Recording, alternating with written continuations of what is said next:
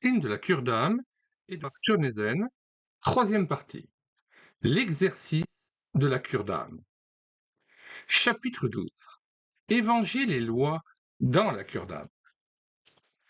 Dans la pratique concrète de la cure d'âme, il s'agit de donner la place qui leur revient à l'évangile et à la loi, à la justification et à la sanctification. L'exhortation miséricordieuse de l'Évangile doit devenir une interpellation qui met l'homme au service de son Seigneur. Cela veut dire que l'Évangile est transmis sous forme de commandement, mais aussi que le commandement n'est rien d'autre que l'annonce de l'Évangile. La dissociation de l'unité Évangile-loi, justification-sanctification, telle qu'elle existe de façon diptyque dans la cure d'âme de l'Église catholique, doit être considérée comme un danger mortel pour la vraie cure d'âme. Nous avons vu que la cure d'âme authentique prend la forme d'un entretien, que son contenu est le pardon et qu'elle s'adresse à l'homme malade de son péché. Nous abordons maintenant la manière d'exercer cette cure d'âme, c'est-à-dire l'acte lui-même, par lequel le pardon est annoncé à l'homme au cours d'une conversation de cure d'âme. Cette conversation étant, pour ainsi dire, le chemin emprunté par la cure d'âme, il s'agit maintenant des pas précis à faire pour parvenir au but, à savoir l'interpellation de l'homme et sa mise au service de la parole qui sauve. Cette réquisition de l'homme par la parole de Dieu et, par conséquent, l'exercice de la cure d'âme sont, par leur nature même, une interpellation dont la caractéristique est d'accrocher l'homme et de s'assurer de sa personne. Le verbe concerner, entre guillemets, en allemand, note 1, angehen, ce qui signifie à la fois aller vers, marcher à la rencontre de et concerner.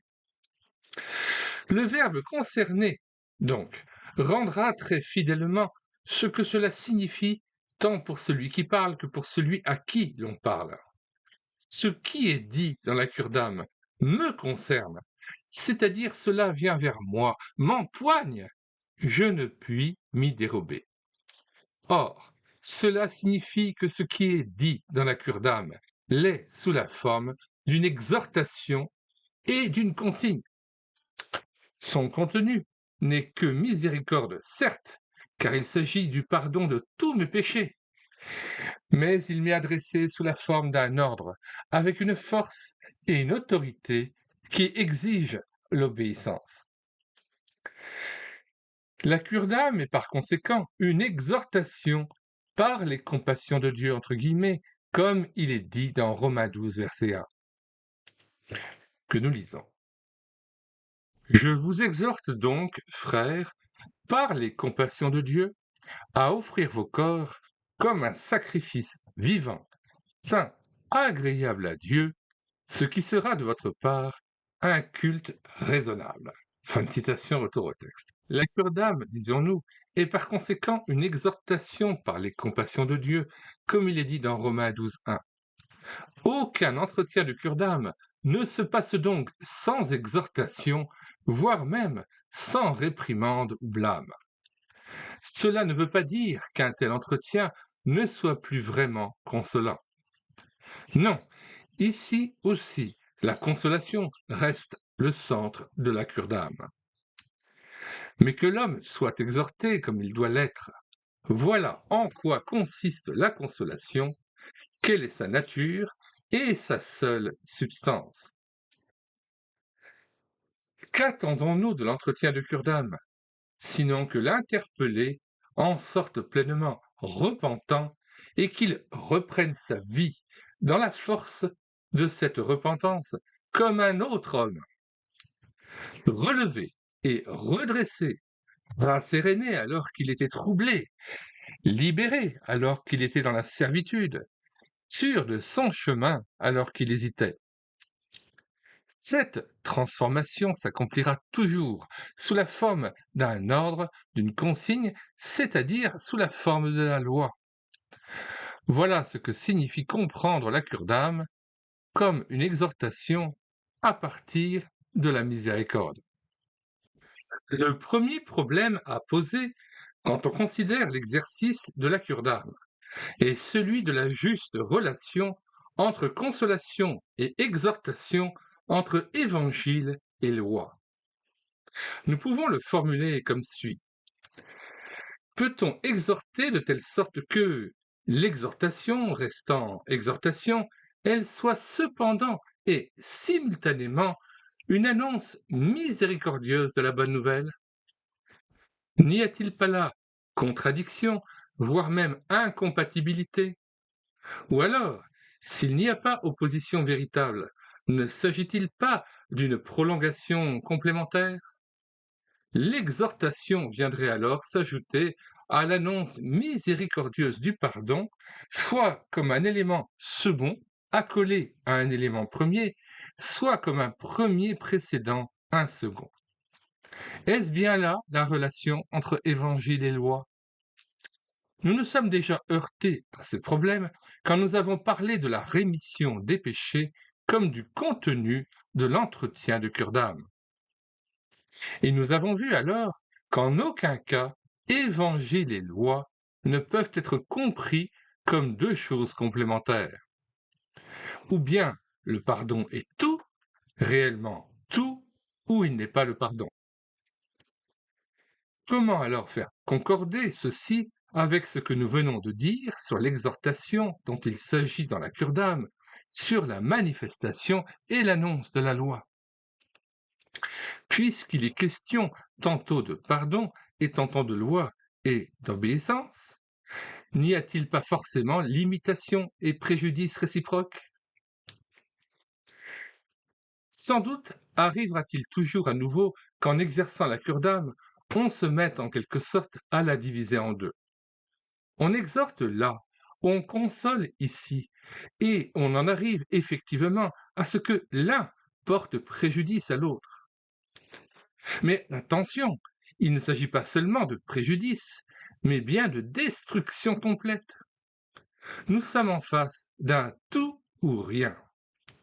Cela signifie que si l'évangile et loi ne vont pas de pair, ne s'accordent pas au point de ne plus faire qu'un tout, ils ne peuvent que s'abolir et se détruire réciproquement.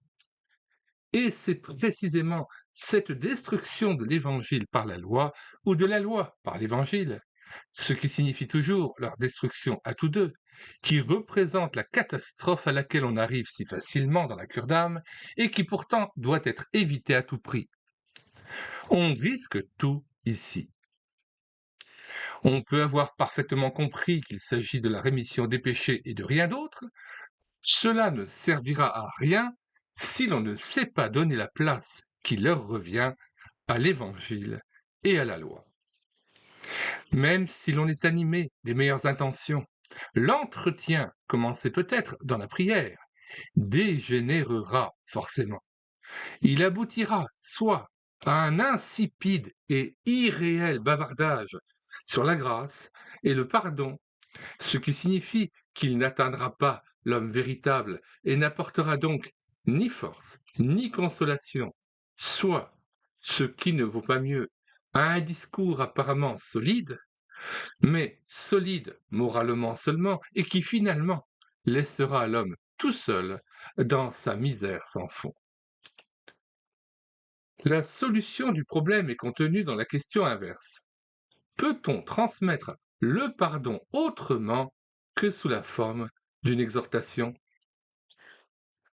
Il faut se rappeler que la parole du pardon, parole avec un grand P, par son origine même, est une parole qui intervient avec autorité dans la vie de l'homme, une parole qui atteint l'homme par une véritable réquisition, pour reprendre l'expression déjà employée.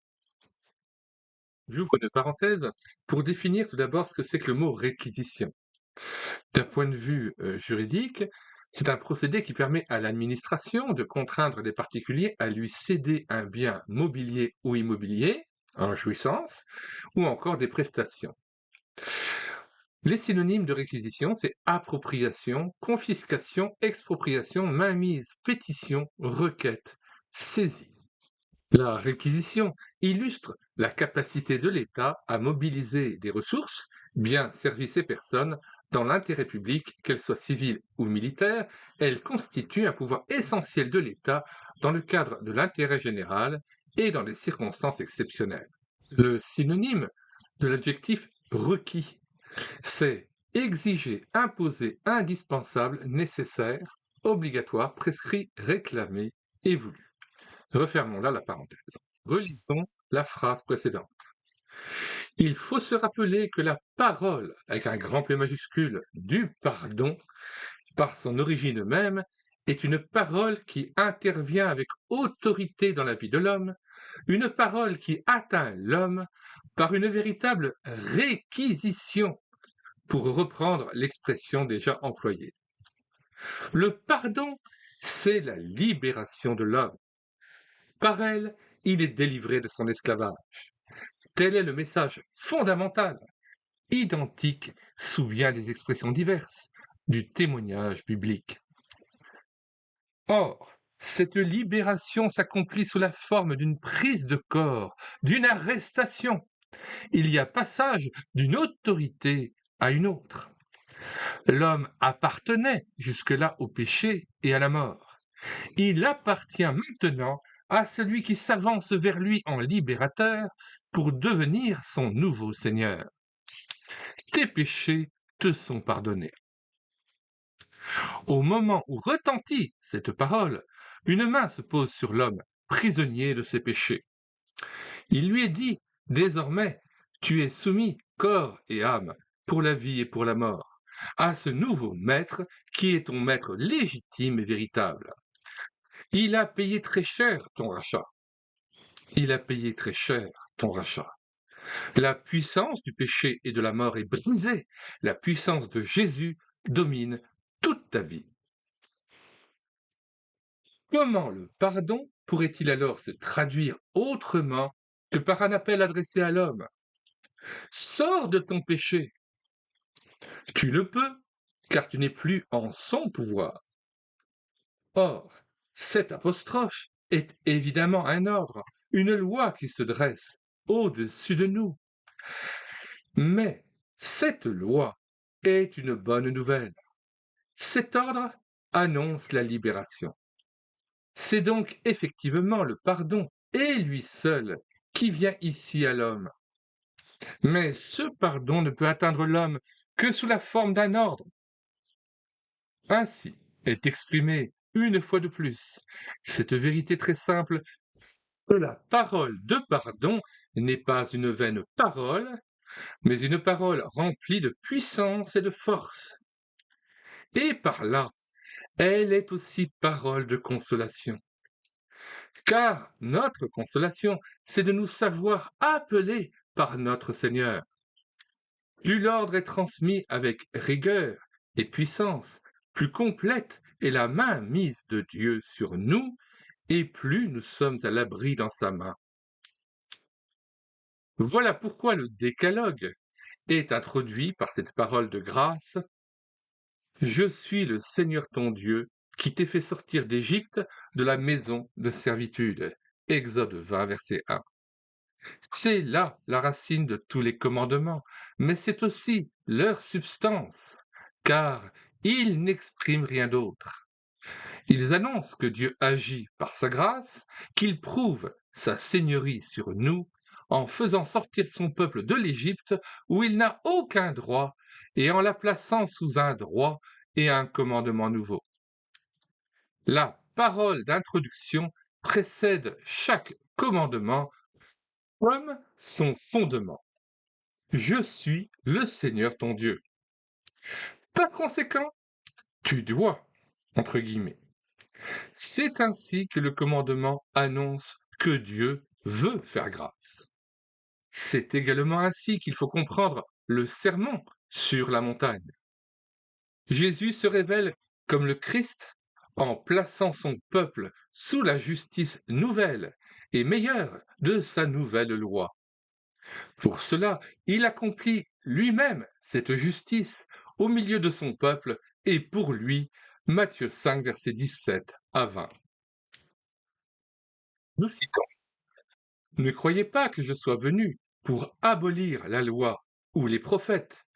Je suis venu non pour abolir, mais pour accomplir. Or, je vous le dis en vérité, tant que le ciel ou la terre ne passeront point, il ne disparaîtra pas de la loi un seul iota ou un seul trait de lettre, jusqu'à ce que tout soit arrivé. Celui donc qui supprimera l'un de ces plus petits commandements et qui enseignera aux hommes à faire de même, sera appelé le plus petit dans le royaume des cieux. Mais celui qui les observera et qui enseignera à les observer, celui-là sera appelé grand dans le royaume des cieux. Verset 20. Car, je vous le dis, si votre justice ne surpasse celle des scribes et des pharisiens, vous n'entrerez point dans le royaume des cieux. Fin de citation et retour au texte. En lui, en Jésus-Christ, la grâce et la loi ne font plus qu'un. Le commandement du sermon sur la montagne doit être entendu comme l'annonce de la vie nouvelle dans le royaume du Père que Jésus est venu instaurer. Enfin, il faut rappeler la force et la ferveur avec lesquelles le témoignage paulinien, c'est-à-dire de l'apôtre Paul, exprime cette unité. Dans l'épître aux Galates, par exemple, l'apôtre ne fait que lutter contre cette rupture de l'unité que forment évangile et loi. Enfin, cette relation fondamentale de l'évangile et de la loi est le point central du message de la Réformation. La question de la véritable relation entre évangile et loi est la question de la Réformation, Alfred de Kervin. Les catéchismes de Luther et de Calvin, et en particulier le Sermon sur les bonnes œuvres de Luther, devraient être cités ici. Aujourd'hui, le problème a été repris et repensé d'une façon toute nouvelle par Karl Barth et aussi par Alfred de Kervin, confère l'ouvrage important de Barth, Evangelium und Gesetz, le fondement qu'il donne à l'éthique dans sa dogmatique 2, chapitre 8, et la troisième parole de Die Heiligung d'Alfred de Kervin. Pour une juste compréhension du sermon sur la montagne, voir ma propre étude sur ce sujet. Il est donc bien établi que la cure d'âme est, par son essence même, un appel à la repentance, à la conversion. Nous ne devons pas au concept de cure d'âme un sens nouveau, nous n'y ajoutons rien qui n'y soit déjà contenu quand nous assimilons la véritable cure d'âme à l'appel à la repentance. Nous ne faisons qu'exprimer ainsi, une fois de plus, qu'il s'agit dans la cure d'âme du pardon des péchés. Mais nous comprenons maintenant la parole de pardon comme une parole puissante, atteignant et saisissant véritablement l'homme. C'est comme si nous soulignions cette notion de pardon en insistant sur sa réalité et sa puissance. Le pardon se manifeste par une exigence souveraine à l'égard de l'homme. Et c'est précisément pour cela qu'il est le grand bienfait du Christ pour lequel la communauté est invitée à rendre grâce dans la prière précédant la Sainte Seine. Disant ceci, nous n'avons fait que développer la relation entre justification et sanctification pour reprendre les termes de la théologie de la Réforme. La justification du pécheur devant Dieu par la grâce seule, voilà le contenu du message de pardon. Mais la sanctification est toujours liée à la justification. Non pas qu'elle soit une action autonome, venant à la suite de la justification et seulement liée à elle par la conjonction « et », entre guillemets. Encore une fois, la sanctification est la même chose que la justification, mais en ce sens qu'elle renforce dans une certaine direction ce qui avait déjà été pleinement donné dans et par la justification. Or, qu'apporte la justification? Nous répondons par une expression tirée du petit catéchisme de Luther et du catéchisme de Heidelberg. Nous sommes devenus la propriété, entre guillemets, de Dieu. Notre sanctification signifie l'accomplissement de cet abandon de notre vie dans la main de Dieu. Elle est donc la véritable réalisation de cette mainmise de Christ sur notre vie qu'avait annoncé la justification. Oui, en vérité, tu appartiens à Dieu, car tu es réellement justifié. Voilà ce qu'exprime le mot sanctification pour l'homme. Tu ne peux plus faire qu'une chose, te préparer de bon cœur à vivre pour le Seigneur, dont tu es devenu la propriété.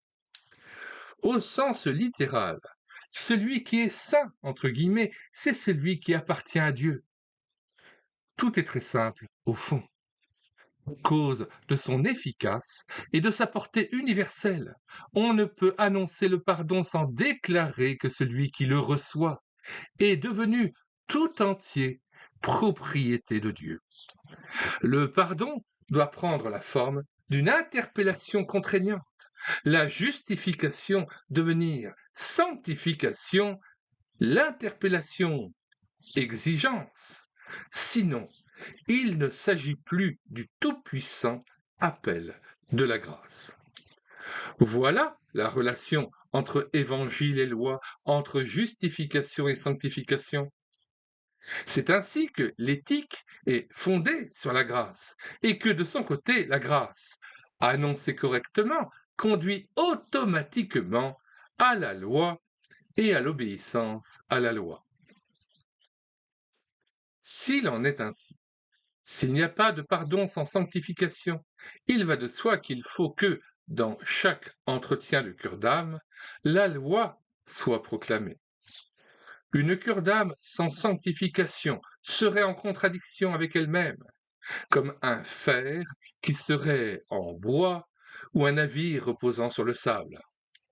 Il faut que la loi et l'obéissance soient prêchées avec le pardon, et en lui, mais de telle sorte qu'ordre et obéissance ne représentent de leur côté qu'une manière de souligner la vérité et la réalité du pardon. Enfin, là où l'on transmet comme il se doit la loi et l'obéissance, c'est Jésus-Christ que l'on annonce, celui qui réunit en lui-même la grâce et la loi, parce que dans son incarnation, il a accompli la loi. L'évangile et l'évangile seul doit donc être annoncé même là où l'on annonce la loi. La loi doit être proclamée comme aussi la justification et la sanctification. Mais il s'agit d'une loi dont le seul contenu est l'évangile, d'une justification qui est sanctification et d'une sanctification qui n'est autre que l'accomplissement de la justification. Le danger où nous précipite la séparation entre évangile et loi, contre laquelle nous avons déjà sévèrement mis en garde, apparaît donc clairement. Il ne faut pas publier un commandement séparé de l'Évangile et qui représenterait une chose à part, précédant ou suivant le pardon. Mais il ne faut pas non plus annoncer un Évangile où la loi n'aurait point de part. Quand cela arrive, l'Évangile est dépouillé de ce qui faisait précisément sa force en tant qu'Évangile. Il ne place plus réellement l'homme dans la main de Dieu comme sa propriété. L'homme conserve sa liberté, ce qui signifie qu'il persévère dans son péché. D'autre part, la loi sans l'évangile devient une chose par laquelle l'homme essaie de se tirer d'affaire tout seul, donc une simple morale qu'il croit pouvoir suivre par ses propres forces en se passant de la grâce. Une dernière question enfin. Comment peut-on en arriver ainsi à considérer évangile et loi comme deux choses différentes? Pourquoi sommes-nous toujours tellement prêt à le faire? La réponse n'est pas facile à trouver. Tout ce qui menace non seulement la cure d'âme, mais toute la prédication de l'Église est condensé ici en un seul point. On assiste à une reprise de la vieille lutte menée par l'homme contre la grâce, lutte qui est le véritable et terrible visage du péché. L'homme regimbe contre les effets d'une cure d'âme authentique qui connaît la vraie relation entre évangile et loi. Il ne veut pas soumettre sa vie tout entière à la grâce de Christ. Et, parce qu'il n'en veut pas, parce qu'il se rebelle contre la réquisition de sa vie, parce qu'il ne veut pas vivre du pardon, il en arrive à séparer l'évangile de la loi et la loi de l'évangile. Et il le fait de telle façon que l'évangile apparaît comme la véritable parole de Dieu révélée, alors que la loi ne représente qu'indirectement la parole de Dieu. Elle est donnée à l'homme, à la création, comme un don naturel, inhérent à lui, et par conséquent, elle peut aussi être accomplie par l'homme, avec l'aide de Dieu, certes. Cette conception conduit à un affaiblissement du pardon qui altère complètement la prédication comme aussi la cure d'âme. On en arrive à une direction spirituelle où l'on n'entend plus guère le puissant message de la justification par la grâce seule, mais seulement l'affirmation d'une insipide coexistence. Dieu et son aide, certes, mais aussi l'homme et sa capacité à se tirer d'affaire tout seul. La grâce, mais aussi la bonne volonté. L'Évangile ne fait pas complètement défaut, mais il ne représente plus ce centre vivant d'où tout découle et vers lequel tout converge. La loi est bien proclamée, sérieusement et catégoriquement même, mais elle n'est plus enracinée dans l'Évangile et par conséquent ne repose plus sur rien.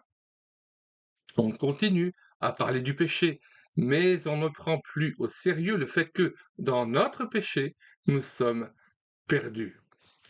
On continue à parler du pardon, mais il n'est plus le seul et unique secours possible. Qu'est-il alors devenu?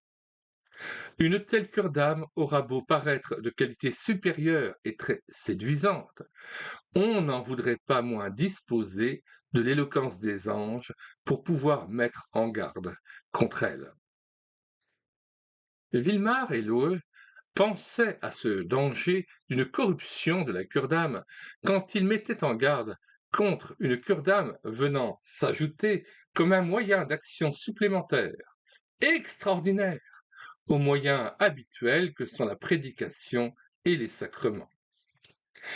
Ils y pensaient quand ils ont rejeté la pratique d'un piétisme qui risque de déplacer l'accent de ce que le Christ a fait pour nous vers ce que nous faisons pour lui. C'est également ce que nous voulions dire dans notre critique de cette fausse autonomie que prend la cure d'âme dans les mouvements de réveil et de repentance moderne où la paroisse est appelée à ne plus écouter la parole de Dieu dans la prédication normale de l'Église et à manifester dans des réunions spécialement organisées à cet effet un repentir souvent assez artificiel. C'est ce que nous voulions dire aussi quand nous avons rejeté la rationalisation et la transformation de la cure d'âme en psychologie, transformation qui a lieu dans la direction de conscience profane de la psychothérapie moderne. Le mystère et la réalité du pardon finissent par disparaître complètement et il ne reste plus que les lois naturelles de l'âme et des méthodes qui doivent permettre à l'homme de retrouver lui-même son équilibre. Une parenthèse pour rappeler à toutes fins utiles que dans la pensée de Vilmar, Loe et Tournézen, lorsqu'on parle de sacrement, il s'agit tout simplement du baptême et de la Sainte Seine. Retour au texte. La forme classique de la corruption de la cure d'âme par l'annonce de la loi sans le pardon de Christ est celle du judaïsme. Le Nouveau Testament nous relate que la cure d'âme juive procédait uniquement de la loi et aboutissait forcément à une dureté terrible, implacable. Il suffit de citer Matthieu 23. Il suffit de se rappeler précisément le point central de la lutte menée par le Christ Jésus, lutte qui était à la fois la succession et l'accomplissement de celle des prophètes, et qui aboutit à sa crucifixion au milieu de son peuple. Cette lutte pour la liberté de la grâce et contre une loi mal comprise, parce que comprise sans le Christ, se poursuit dans les lettres apostoliques. Nous pensons une fois de plus à l'Épître aux Galates. Il n'existe pas dans le Nouveau Testament de texte qui devrait être plus approfondi et mieux assimilé que l'Épître aux Galates, et ce, en vue de l'exercice d'une cure d'âme authentique. L'Épître de Jacques, adressée à une église chrétienne assoupie et annonçant l'Évangile sans la loi, doit être citée comme faisant pendant à l'Épître aux Galates. L'Épître de Jacques est le grand texte qui nous parle de la repentance. Elle ne doit pas être le produit de la loi en tant que telle, mais celui de la loi entendue dans la foi Christ, car la foi sans la loi est aussi peu vivante que la loi sans l'Évangile. Si nous tenons à conserver le juste équilibre entre Évangile et loi, nous devons nous souvenir de ces deux épîtres. Il faut même dire ceci. La cure d'âme authentique est basée sur la combinaison des deux messages. En d'autres termes, il s'agira, dans la cure d'âme, d'entendre le message de Paul, tout en le soulignant par celui de Jacques. Confère pour l'Épître aux Galates, l'ouvrage déjà cité de Karl Barth, Evangelium und Gesetz, ein Gang durch den Galatenbrief de Karl Ludwig Schmidt, ainsi que les commentaires plus récents de Günther Denn, Hans Asmussen et Christian Maurer. Pour l'Épître de Jacques, mon commentaire Der Brief des Jacobus. Note 1. Nous vous recommandons l'œuvre d'Édouard Ternessen, intitulée La foi et les œuvres, parue en 1959 à Neuchâtel et Paris. Vous pouvez la télécharger gratuitement sur le site internet médiathèquechrétienne.fr.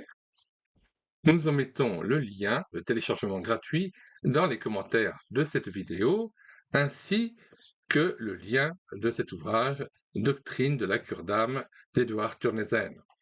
Retour au texte. Pour avoir une notion plus précise de ce qu'est la cure d'âme actuelle dans le judaïsme, il faudrait connaître plus profondément que cela ne nous est possible la synagogue et sa direction spirituelle. Ce que nous possédons en fait de documents littéraires, de sermons et d'ouvrages de piété juifs nous montre assez nettement que cette lutte contre la grâce, qui se poursuit inévitablement dans la synagogue, engendre toujours une conception de la vie et une direction spirituelle purement légaliste. Elle peut être adoucie, voire même spiritualisée, sous des influences humanistes, idéalistes et surtout mystiques, telles qu'on les trouve par exemple dans la très significative œuvre de Martin Buber, confère la discussion de l'anthropologie de cet auteur dans la dogmatique 3 de Karl Barth. Mais elle n'est pas brisée à la base et peut ressurgir avec toute la dureté qui la caractérisait. Aucun changement n'est possible tant que le voile dont parle l'apôtre et qui cache et annonce le Christ n'est pas ôté de devant les yeux d'Israël. Dans l'Église, la cure d'âme légaliste s'est poursuivie sous une forme certes très différente et combien profonde dans la cure d'âme exercée par l'Église catholique. La cure d'âme catholique et la forme de piété qui en découle sont basées sur une synthèse de la loi et de l'Évangile. On ne peut pas lui reprocher d'être purement légaliste, mais on peut encore moins dire qu'elle est véritablement évangélique. Certes, le message évangélique de la grâce du Christ y est hautement proclamé et vénéré. Et pourtant, il ne s'agit plus du message de la libre grâce. En effet, le message de la grâce subit une interprétation particulière qui le dépouille de sa liberté et de sa force. C'est qu'il préexiste tout un système de pensée dans le moule duquel on coule le message de la grâce en lui donnant une forme nouvelle. Le principe et la substance de ce système consistent dans la collaboration de la nature et de la grâce, vérité surpassant la parole de Dieu, et qui rend impossible une lecture et une acceptation sans idée préconçue du message de l'Écriture sainte. Si l'on admet les interprétations données par ce système, le message biblique ne peut plus être vraiment entendu ni se faire entendre. La parole de Dieu ne peut plus dire exactement ce qu'elle veut dire. Elle n'est plus proclamée sur la base d'une exégèse pure et fidèle, comme cela devrait être le cas, mais en partant d'une exégèse obscurcie par des spéculations et par conséquent faussée. Ce qu'on entend alors dans la parole de Dieu, ce n'est pas la vérité qu'elle annonce, mais une spéculation sur la collaboration entre le surnaturel et le naturel. Certes, Jésus-Christ est encore toujours annoncé et demeure le centre de tout. Il est même désigné et présenté comme le cœur du monde. H.U. von Balthasar. On voit la grandeur et la profondeur de sa réalité et de sa puissance, mais uniquement à cause de l'importance qu'il prend comme figure centrale de cette coopération entre la nature et la grâce. Cette coopération elle-même est le centre de la christologie catholique. On retrouve exactement la même idée dans un ouvrage catholique cherchant à situer la cure d'âme de l'Église dans le domaine de la grâce du Christ. Wo sind Lische Seelsorge du professeur Xavier von Ornstein, Lucerne. Certes, le Christ est ici loué et exalté, mais il est aussi immédiatement utilisé pour atteindre le lieu métaphysique à partir duquel l'Église peut exercer la cure d'âme. Cette combinaison de nature et de grâce a pour conséquence inévitable un clivage désastreux de l'unité de l'Évangile et de la foi, très caractéristique de la pensée et de la façon d'agir catholique. La foi, ramenée à la nature, entre guillemets, et fondée sur celle-ci, devient un facteur possédant une autonomie relative. Elle coopère bien avec la grâce, mais elle la limite en même temps, car la grâce ne possède plus alors l'absolue liberté d'une souveraineté non partagée. Or, ceci remet tout en question. Le message de la grâce ne peut plus être transmis dans toute sa pureté évangélique, ou, quand cela arrive, ne peut être qu'à la suite d'une heureuse inconséquence. L'éthique et la cure d'âme sombrent dans la casuistique. On retrouve un exemple de cette casuistique dans le grand traité de cure d'âme catholique dont nous venons de parler, au paragraphe intitulé « Chirurgie moderne et cure d'âme ». En développant des connaissances chirurgicales très précises, on y fixe, jusque dans les détails, quelles interventions gynécologiques doivent être autorisées ou interdites par le directeur spirituel. Historiquement parlant, on pourrait dire que, dès le début, l'Église catholique a annulé et brisé le message de la grâce par le pélagianisme qu'elle n'a jamais complètement vaincu. L'augustinisme s'y est opposé, certes, mais sa contre-offensive n'est pas allée assez profond et n'a par conséquent pas pu s'opposer à l'irruption du légalisme dans le domaine de la grâce. La Réforme seule, avec sa doctrine de la grâce et son interprétation d'Augustin, a permis de vaincre et d'abolir réellement le pélagianisme au sein de l'Église. Ouvrant là une parenthèse, Pélage, moine du Ve siècle, disait dans sa doctrine relative à la grâce et au péché originel qu'il soutenait que l'homme pouvait assurer son salut par ses seuls mérites. Le pélagianisme soutient que l'homme peut, par son seul libre arbitre, s'abstenir du péché. Il conteste le péché originel et affirme la doctrine des limbes pour les enfants morts sans baptême.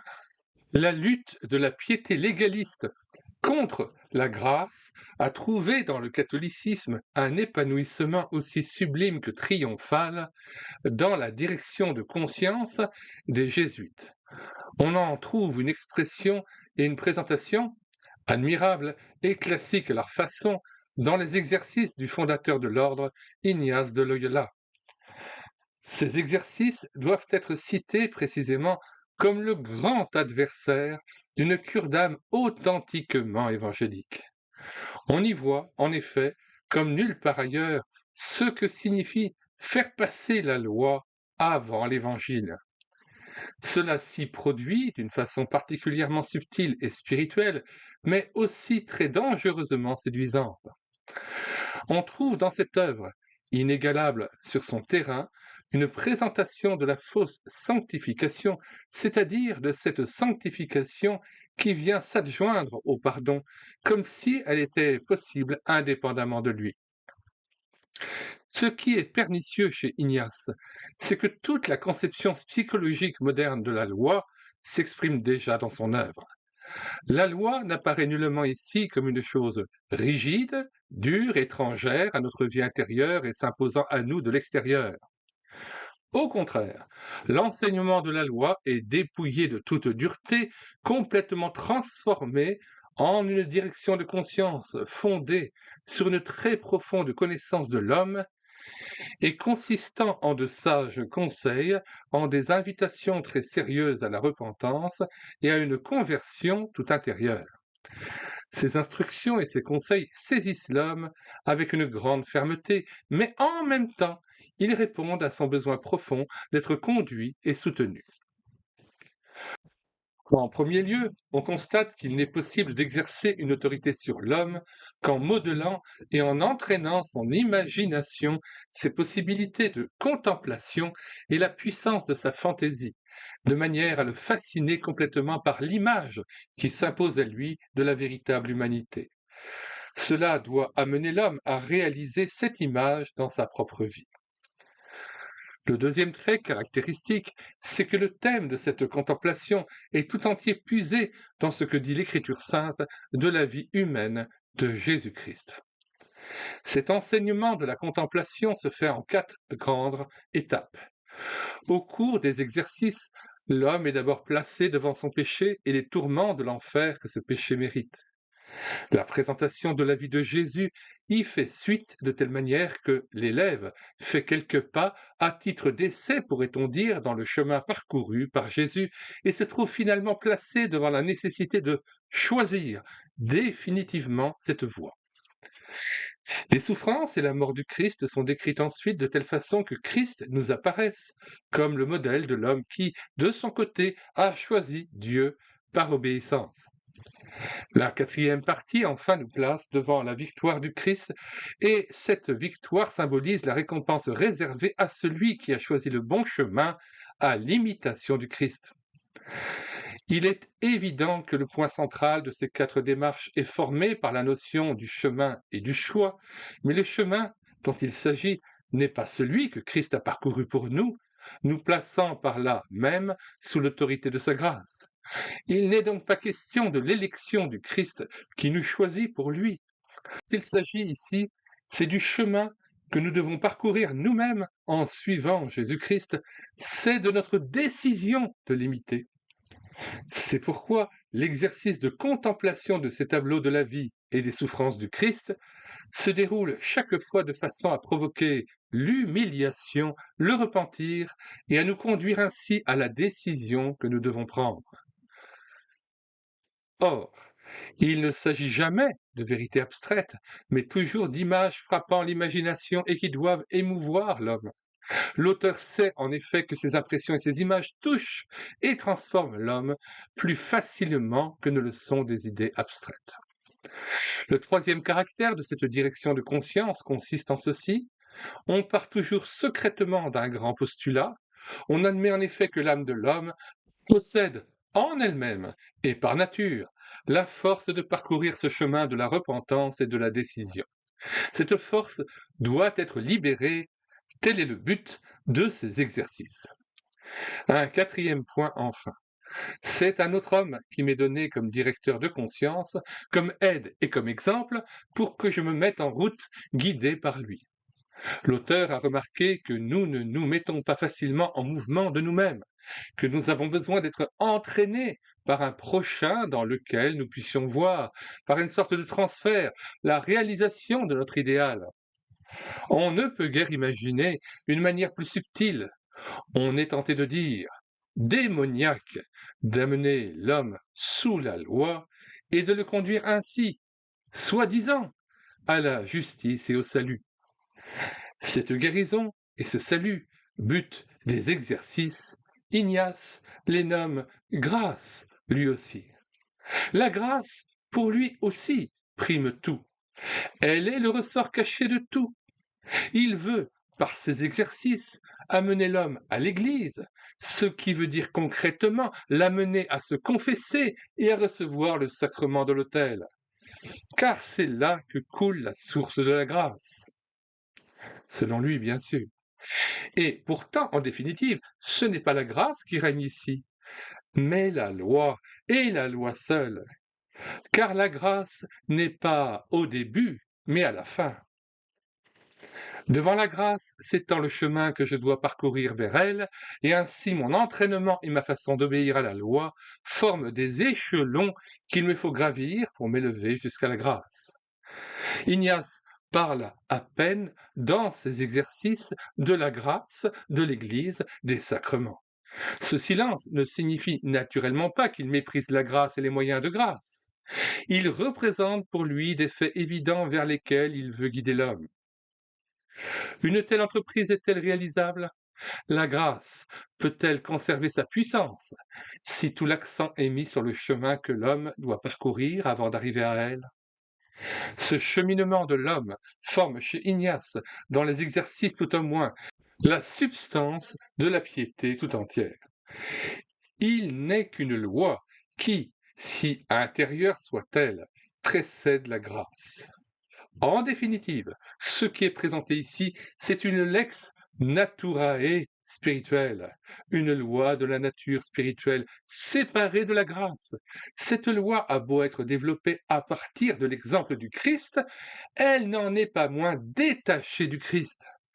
Et c'est précisément dans cet isolement du commandement, dans cette indépendance qu'il revêt, dans cette utilisation abstraite de la loi, et dans cette dualité fondamentale de nature et de grâce, que résident les traits caractéristiques de cet enseignement de la pénitence et de cette cure d'âme, comme aussi de ce qu'elles contiennent de pernicieux et de destructeur de la grâce. Cette direction de conscience a connu et connaît encore un succès énorme. On voit chez Ignace qu'il est réellement possible de manipuler les hommes. Ils demandent à être dirigés, à arriver au but en se servant de leur propre force spirituelle, car ils veulent la vie éternelle à leur façon, sans la grâce. Ils refusent de vivre comme des gens qui n'ont d'autre ressource que la libre miséricorde. Ils ne veulent pas qu'un autre prenne leur place et paie de sa vie. Ils ne veulent pas être sauvés par Jésus-Christ seul. La cure d'âme des exercices n'est pas un quelconque exemple arbitraire de la direction de conscience du catholicisme. Elle en est au contraire un témoignage très caractéristique. Elle représente la conséquence dernière de cette coopération de la nature et de la grâce dans la théorie et la pratique de l'Église romaine. Les lettres spirituelles d'Ignace de Loyola complètent d'une façon très instructive les exercices spirituels. Cette dialectique de la nature et de la grâce représente le point central de tout l'affrontement actuel de la théologie protestante avec l'Église catholique romaine. Karl Barth l'a montré avec beaucoup de force et de profondeur, confère son exposé sur la nature et la grâce dans Dogmatique 1, 2, grand 2, petit 1. Au reste, il est troublant de constater avec quelle candeur les protestants précisément admirent et acceptent toujours, à nouveau, la direction de conscience catholique, confère la manière remarquablement peu critique dont Benoît, emprunte des éléments à la cure-dame catholique dans direction spirituelle et protestantisme. Cette cure-dame fondée sur la loi, dont la forme classique se trouve chez Ignace de Loyola, a été très souvent imitée, même en dehors de l'Église catholique. Nous rappelons une fois encore l'anthroposophie de Rudolf Steiner et sa conception de l'éducation de l'homme et de la direction spirituelle. Certes, elle n'est liée à aucune tradition ecclésiastique, mais elle n'est pas pensable sans l'arrière-plan de la direction de conscience de l'Église catholique, d'où est d'ailleurs issu Rudolf Steiner. La fascination exercée par l'anthroposophie sur les hommes modernes, détachés de leur Église, ne s'explique pas seulement par un désir de connaissance purement scientifique qui serait assouvi par la doctrine ésotérique fondée par Rudolf Steiner. Certes, l'élargissement et l'approfondissement de notre conception du monde vers le domaine suprasensoriel jouent un rôle important dans l'anthroposophie. Mais ce qui est tout aussi important, c'est la façon quasi pédagogique et thérapeutique dont Steiner utilise ses découvertes. Il promet en effet d'élever l'homme au-dessus de lui-même, et même de le sauver par la mise à jour et l'épanouissement de réalités de forces suprasensibles. C'est dans ce but qu'il développe son initiation à la connaissance des mondes supérieurs. Cette connaissance doit permettre à l'homme de forcer le passage obstrué menant au monde supérieur et aux réalités qu'ils contiennent et de devenir ainsi lui-même une créature spirituelle entre guillemets. Cette promesse est à l'origine de la force d'attraction exercée par l'anthroposophie. On rencontre fréquemment dans l'exercice de la cure d'âme des gens qui sont profondément touchés par cette doctrine. Ce qui les fascine, ce n'est pas tellement un intérêt purement intellectuel pour des notions nouvelles et mystérieuses sur le monde et sur l'homme, mais c'est la certitude de pouvoir se confier à un directeur de conscience et pédagogue capable de transformer et de renouveler leur nature et leur vie. Il faut, pour y arriver, suivre un entraînement rappelant, au moins par sa forme, celui des jésuites. La contemplation et l'exercice doivent nous permettre d'accéder à un plan supérieur de la vie spirituelle et de pénétrer ainsi, comme par une porte étroite, dans ce qui est au-delà du monde accessible à la sensibilité non éduquée. Il n'est pas nécessaire de discuter l'idée que les anthroposophes se font du monde. Leurs conceptions peuvent contenir une bonne part de vérité, même si celle-ci ne correspond pas tout à fait à leur façon de l'exposer. Mais là où nous protestons, c'est quand ils se servent de ces notions pour ouvrir une nouvelle voie de salut qui, par des exercices de concentration, peut-être aussi par l'eurythmie et d'autres techniques, doivent permettre à l'homme de dépasser la vie terrestre et son péché et de se transformer ainsi en un être supérieur, purifié, tout ceci en dehors de la rémission des péchés par Jésus-Christ seul. Nous pensons enfin aux nombreuses méthodes et voies proposées dans l'Église même, et par lesquelles les hommes essaient de transformer et de renouveler leur vie. Elles existent sous bien des formes, et la pratique de la cure d'âme dans l'Église en est imprégnée. Cela se voit à la très forte tendance de notre cure d'âme à donner des conseils légalistes ou de mystique contemplative. Certes, la cure d'âme évangélique, même sous sa forme légaliste, se différencie de la direction de conscience catholique par un grand nombre d'adoucissements et d'entorses apportés à sa position légaliste et morale ou mystique et contemplative. Ces inflexions ont leur origine dans le message du pardon qui n'est jamais complètement oublié. Mais il ne s'agit plus alors d'une cure d'âme édifiée sur la grâce seule. Nous rappellerons ici la faveur dont jouit, dans la cure d'âme, l'utilisation de biographies comme d'une mine de sagesse et de modèles à suivre. Nous ne voulons pas dire que leur lecture soit défendue, mais une mise en garde s'impose. Ces images de la vie d'hommes exemplaires ne se rapprochent-elles pas étrangement des images des saints de l'Église catholique ? Leur intérêt historique est indéniable, mais le danger, c'est l'illusion légaliste que l'on est toujours tenté d'en faire. Qui n'a jamais éprouvé un sentiment d'échec en parcourant la vie, toujours plus ou moins triomphale, d'un homme pieux? On a l'impression d'être au pied d'une montagne et de suivre des yeux celui dont le récit relate l'ascension. Et l'on soupire en son cœur. Je n'y arriverai jamais. Ma vie ne sera jamais aussi pieuse, aussi droite, aussi pure. Je ne laisserai pas de traces aussi claires. Et l'on essaie tout de même de monter un peu vers ces hauteurs. Tout ceci prouve qu'on a interprété cette biographie dans un sens légaliste. Elle devient alors dangereuse pour nous. C'est pourquoi il est risqué de recommander ces livres à des lecteurs dont la solidité intérieure n'est pas sûre. Il existe des biographies qui ne présentent pas ce danger, car celui dont elles racontent la vie n'a jamais été ni voulu être qu'un homme vivant de la libre grâce. Et le récit de sa vie nous le dépeint bien ainsi. De telles biographies peuvent avoir une influence très bienfaisante, mais elles ne sont pas nombreuses.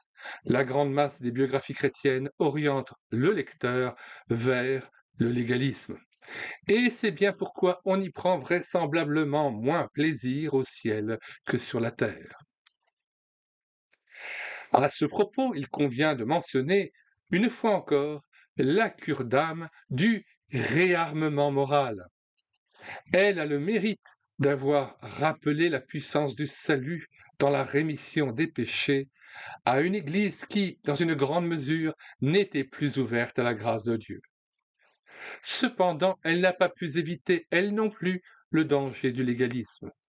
Nous renvoyons à ce que nous avons déjà dit sur l'échelle des 4 absolus, entre guillemets, auxquels on doit se mesurer, le caractère d'ordre religieux que prend le mouvement, le témoignage public servant d'exemple, l'exigence légaliste de la confession et de l'abandon entre les mains de Christ. Il s'agit là, une fois de plus, d'une manière de manipuler la vie spirituelle de l'homme en utilisant certaines interventions méthodiquement menées. Le succès du mouvement est dû, en partie du moins, à ces interventions plus ou moins légalistes. Il répond par là au désir de l'homme qui demande à être commandé. Ils sont bien plus nombreux qu'on ne le croit, ceux qui portent en eux la nostalgie de directives précises qu'ils devraient suivre pour arriver à la paix intérieure. Toutefois, il faut immédiatement reconnaître que c'est l'absence d'une cure d'âme concrète, c'est-à-dire d'une cure d'âme annonçant à chacun de façon claire et précise l'ordre de la grâce divine, qui a été à l'origine de ce mouvement et lui a conféré son importance. Il faut en outre avouer qu'une cure d'âme authentique, à laquelle nous n'avons rien à objecter, existe certainement aussi au sein du réarmement moral. Toutes ces déviations, loin d'une cure d'âme de la libre grâce, n'auraient pas eu lieu si l'Église avait conservé le véritable usage de l'Évangile et de la loi. On avait perdu de vue, dans l'Église, que la justification n'est rien sans la sanctification. Et c'est ainsi que s'est répandue une prédication du pardon à laquelle fait défaut le sérieux de la loi. Cette prédication sans air a provoqué un sursaut de révolte. On a reconnu que le pardon doit avoir pour conséquence la sanctification ou qu'il n'est plus alors le pardon. Toutefois, cette correction si nécessaire et salutaire a été effectuée de telle sorte qu'on vit apparaître une prédication de la loi qui se voulait indépendante de la grâce, voire même supérieure à elle.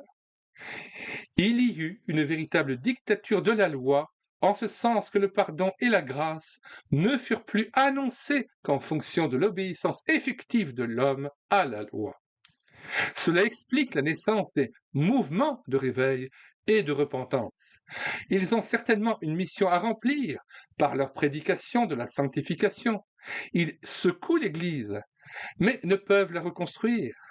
Quel que soit leur sérieux et leur importance, il faut conserver une certaine réserve à leur égard, car ils sont eux aussi prisonniers d'un légalisme erroné et par conséquent, ils n'aboutissent pas à la prédication de la libre grâce qui seule sauve.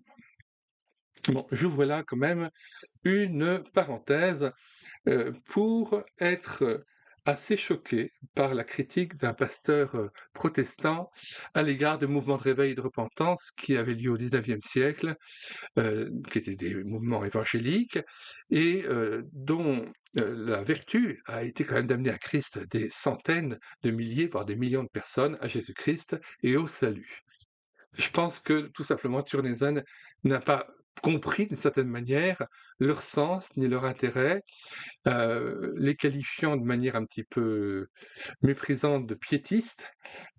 On peut y voir là aussi, hélas, le mépris, parfois infondé, des églises protestantes traditionnelles à l'égard des mouvements évangéliques. Ma part étant protestant évangélique modéré, heu, je ne me reconnais pas dans la critique qu'on peut faire de ce type de mouvement de réveil et de repentance. Je trouve que, ils sont tout à fait, justes, à condition qu'ils ne soient ni charismatiques, ni pentecôtistes, ni animés par, une volonté, d'asservir l'homme à un légalisme, mais, je ne vois pas en quoi ils pourraient être condamnables ni condamnés. Je referme ici la parenthèse. Qui donc oserait jeter ici la première pierre? Dans notre cure d'âme, nous courons jour après jour le grand péril de prêcher la loi au lieu de l'Évangile. L'Église serait bien différente si l'on y annonçait dans chaque entretien de cure d'âme l'exigence bienfaisante et salutaire de Dieu. On verrait alors notre cure d'âme aboutir à la vraie repentance évangélique, à la conversion et au réveil. La prédication du pardon deviendrait alors un événement libérateur. Ce serait la véritable façon de s'occuper des âmes qui réclament nos soins. Il est évident qu'une telle cure d'âme est pratiquée actuellement aussi dans l'Église, mais nous sommes amenés à nous demander comment faire plus et mieux. Nous ne courons peut-être pas tellement le danger de proclamer la loi avec trop de véhémence que celui, qui n'est pas moindre, d'exercer une cure d'âme molle, insipide, sans force et sans vie. Nous n'osons plus prêcher la loi avec autorité parce que nous ne prêchons pas la grâce sans condition. Nous sommes ainsi responsables de l'apparition de cette cure d'âme légaliste qui, mettant en œuvre de puissants moyens, saisit les hommes et les soulève comme à la cravache. Voici ce que nous devrions faire. Annoncer le pardon, mais un pardon dans toute sa force, un pardon qui porte en lui la loi, et prêcher la sanctification, mais une sanctification qui ne veut être que justification et qui, par là même, est la véritable sanctification. Des êtres perdus devraient être conquis, des âmes sauvées dans l'Église. Il ne faut pas avoir honte d'un tel mot d'ordre et l'abandonner au méthodisme et à l'armée du salut. Rappelons-nous la force avec laquelle s'exprime Luther dans l'explication du deuxième article du Credo. Qui m'a racheté, acquis et gagné, non point à prix d'or et d'argent, mais par son saint et précieux sang, en me délivrant entièrement de la puissance du péché et du diable. Cette libération de l'emprise du péché et de la puissance du diable se réalisera là où l'on témoignera, là où retentira une prédication claire et nette, annonçant que Christ est le Seigneur et le Sauveur, et qu'il n'est pas l'un sans être l'autre. Alors, les louanges et les actions de grâce de ceux qui ont été sauvés retentiront à nouveau dans notre cœur d'âme, et le Seigneur de l'Église ne cherchera plus en vain les fruits qu'il attend de nous. Fin de la lecture du chapitre 12 intitulé Évangile et loi dans la cure d'âme, faisant partie de la troisième partie intitulée elle-même L'exercice de la cure d'âme. À toute phase utile, nous rappelons, comme à l'ordinaire, que nous avons mis dans les commentaires de cette vidéo le lien de téléchargement gratuit de cet ouvrage, ainsi que le lien de téléchargement de plusieurs autres ouvrages que nous vous recommandons sur la cure d'âme ou la relation d'aide. Tous les téléchargements se feront à partir du site internet médiathèquechrétienne.fr, site que nous avons bâti en synergie avec cette chaîne YouTube à l'écouter sa parole, afin d'assurer la réédition numérique gratuite des ouvrages chrétiens épuisés et non réédités. Nous en sommes à plus de 1500 ouvrages que vous pouvez télécharger gratuitement. Alors n'attendez plus, vous vous rendez sur médiathèquechrétienne.fr, vous l'écrivez sur la page de recherche Google, tout attaché d'un seul tenant et sans accent. Arrivez sur le site, vous cliquez sur Livre à télécharger, puis vous faites une recherche par ordre alphabétique d'auteur. Une fois trouvé l'auteur et l'ouvrage concerné, vous cliquez sur Lire, écouter, télécharger, puis vous cliquez sur l'onglet Télécharger le PDF et l'ouvrage est à vous sous sa forme numérisée en lecture gratuite et immédiate.